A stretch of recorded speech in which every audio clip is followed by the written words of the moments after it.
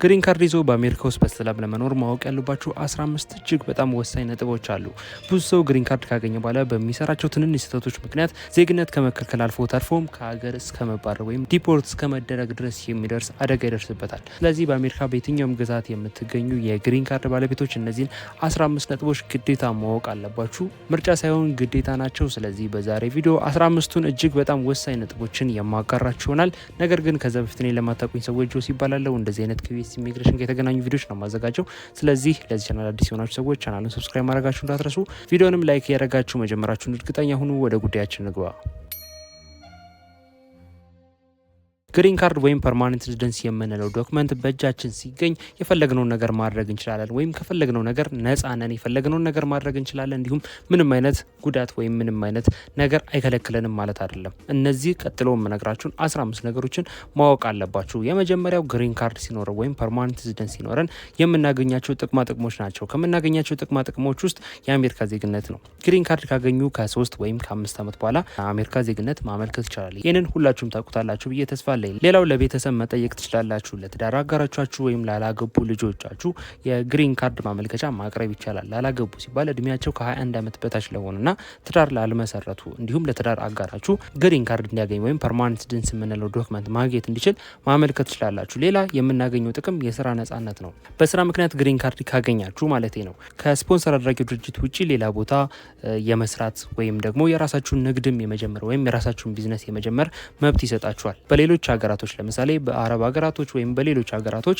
አንድ ሰው ስፖንሰር አድርጎ ካመጣችሁ ለዛ ሰው ብቻ ነው ወይም ስፖንሰር ላደረጋችሁ ድርጅት ብቻ ነው መስራት የምችሉት። ነገር ግን በአሜሪካ ግሪን ካርድ ካገኛችሁ ድርጅቱን ትታችሁ ማለትም ስፖንሰር ያደረጋችሁን ድርጅት ትታችሁ ለሌላ ሰው ተቀጥራችሁ መስራት ትችላላችሁ፣ ወይም ደግሞ የራሳችሁን ንግድም የራሳችሁን ቢዝነስም መጀመር ያስችላል ማለት ነው። ሁለተኛ ግሪን ካርድ ሲኖረን ወይም ፐርማነንት ሬዚደንስ ሲኖራችሁ የተከለከሉ ነገሮች አሉ። የፈለጋችሁትን ነገር ማድረግ አትችሉም። ቅድም እንደነገርኳችሁ የተከለከሉ ነገሮች አሉ። ከተከለከሉት ነገሮች ውስጥ ግሪን ካርድ ባለቤት በመሆን ወይም ግሪን ካርድ እጃችሁ ላይ ስላለ ብቻ መምረጥም ሆነ መመረጥ አትችሉም። ድምጽ መስጠት ማለት ነው። ለምርጫ ድምጽ መስጠት እንዲሁም ደግሞ ምርጫ ለመወዳደር መመዝገብም እጅግ የተከለከለ ነገር ነው ወይም አይቻልም ማለት ነው። ሌላው በግሪን ካርድ ከተከለከሉ ነገሮች የዜግነት የሐሰት ጥያቄ ነው። ይህ ምን ማለት ነው?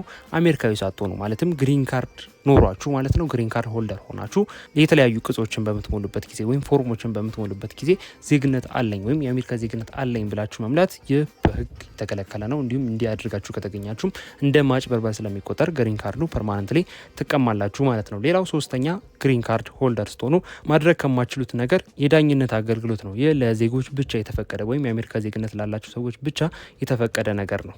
በሶስተኛ ደረጃ ግዴታ መደረግ ያለባቸው ነገሮች አሉ። ግሪን ካርድ ሆልደር ስትሆኑ ወይም ግሪን ካርድ በእጃችሁ ሲገኝ ግዴታ ማድረግ ያለባቸው ነገሮች፣ ግዴታ መደረግ ያለባቸው ነገሮች አሉ።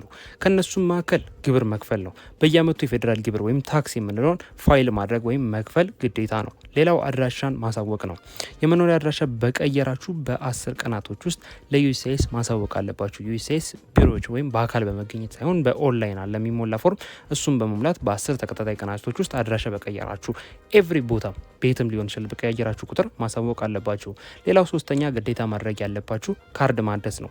የ10 ዓመት ግሪን ካርድ ካላችሁ ከማለቁ በፊት ማደስ አለባችሁ። የ2 ዓመት ከሆነ ደግሞ በ90 ቀናት ውስጥ ቀደም ብላችሁ ማደስ አለባችሁ ማለት ነው። ስለዚህ ካርድም መታደስ ይጠበቅበታል። ሌላው ወታደራዊ ምዝገባ ነው ወይም ሴሌክቲቭ ሰርቪስ የሚባለው። እድሜያችሁ ከ18 ዓመት እስከ 25 ዓመት የሆኑ ወንዶች መመዝገብ አለባችሁ። ግሪን ካርድ ሆልደር እስከሆናችሁ ድረስ እነዚህ ግዴታዎች መደረግ አለባቸው ወይም እነዚህ ግዴታ የሚደረጉ ነገሮች ናቸው። አራተኛው አሜሪካ ውስጥ መኖር ነው። ይህ ምን ማለት ነው? ከ6 ወር በላይ ከአሜሪካ ውጭ ወጥቶ መቆየት ችግር ይፈጥራል። ስለዚህ ከ1 ዓመት በላይ ከቆያችሁ ደግሞ ግሪን ካርዱን ፐርማነንትሊ በገዛ ፈቃዳችሁ እንደተነጠቃችሁ መቁጠር አለባችሁ ወይም ማወቅ አለባችሁ ማለት ነው። ስለዚህ ከ6 ወር በታች ነው ግዴታ ሆኖ እንኳን ከአሜሪካ መውጣት ቢኖርባችሁ ወይም ከዩኤስ መውጣት እንኳን ቢኖርባችሁ ከ6 ወር በታች ነው መውጣት ያለባችሁ እንጂ ከዛ በላይ መውጣት እጅግ ዋጋ የሚያስከፍል ነገር ነው ማለት ነው። ስለዚህ የዛሬ ቪዲዮ ይሄን ይመስል ነበር። አሪፍ ኢንፎርሜሽን በግልጽ በአጭሩ እንዲሁም ብዙ ሰው የሚጠቅም እንዲሁም ሰፖርት የሚያደርግ ኢንፎርሜሽን እንደሆነ እርግጠኛ ነኝ። ስለዚህ በግሪን ካርድ ማድረግ የምንችላቸው ማድረግ የማንችላቸው እንዲሁም እጅግ በጣም ወሳኝ የሚባሉት 15 ነጥቦችን ሼር አድርጋችኋለሁ በዲቴል ማለት ነው። እንደጠቀማችሁ እንዲሁም እንደወደዳችሁት እርግጠኛ ነኝ። ሀሳብ አስተያየት እንዲሁም ጥያቄያችሁን ኮሜንት ላይ ጻፉልኝ። ቀጣይ እንድሰራ የምትፈልጉት ሀሳብም ቪዲዮም ካለ ኮሜንት ላይ መጻፍ ይቻላል። ለዚህ ቻናል አዲስ የሆናችሁ መግቢያ ላይ እንደነገርኳችሁ እንደዚህ አይነት ከዩኤስ ኢሚግሬሽን ጋር የተገናኙ ቪዲዮች ስለሆነ ማዘጋጀው በአሜሪካ በግሪን ካርድ ባሳይልም እንዲሁም በተለያየ አይነት አማራጭ የምትገኙ ኢትዮጵያና ኤርትራውያን ቻናሉን ሰብስክራይብ ማድረጋችሁ እንዳትረሱ። ቪዲዮንም ምን ያህል እንደወደዳችሁት እንደተመቻችሁ ላይክ ያደረጋችሁ አሳውቁኝ። ምክንያቱም ላይክ ባረጋችሁ ቁጥር ምን ያህል እንደወደዳችሁት እንደተመቻችሁ ስለመረዳ ሁላችሁም ላይክ ያደረጋችሁ አሳውቁኝ። በቀጣይ አሪፍ መረጃዎችን አሪፍ ቪዲዮዎችን እንዳዘጋጅላችሁ ይረዳኛል። ስለዚህ ሁላችሁም ላይክ ያደረጋችሁ ምን ያህል እንደወደዳችሁት እንደተመቻችሁ አሳውቁኝ።